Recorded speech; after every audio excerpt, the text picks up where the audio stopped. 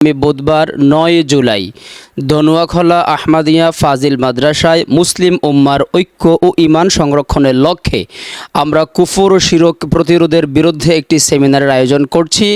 আপনাদের সকলকে এই আয়োজনে আমন্ত্রণ করা হলো।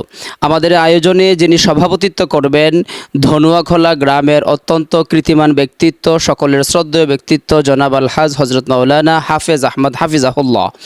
অত্র প্রোগ্রামে যিনি লেকচার পেশ করবেন, প্রোগ্রামের যিনি কুফর ও শিরকের বিষয়ে কথা বলবেন, কুমিল্লার রত্ন, সারা বাংলার জাগরণকারী আল্লামা হজরত মাওলানা মুফতি আমজাদ হোসাইন হাফিজাহুল্লাহ।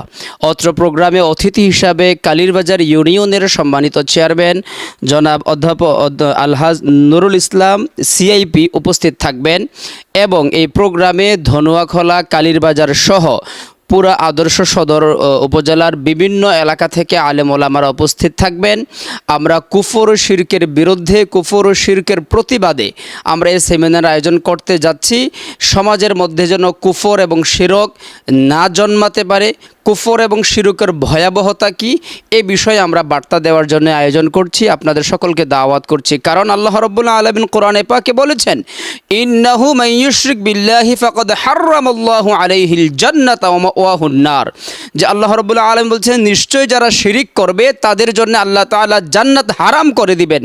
অতএব একজন মুসলমান কখনো শিরিক করতে পারে না, কুফরি করতে পারে না, আল্লাহর জাতের সাথে, আল্লাহর সিফতের সাথে কাউকে সম্পৃক্ত করতে পারে না।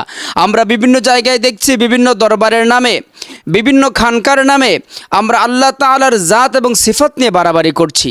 তো এই বিষয়গুলো নিয়ে আমরা একটি গুরুত্বপূর্ণ পরিকল্পিতভাবে একটি প্রোগ্রাম সাজাচ্ছি।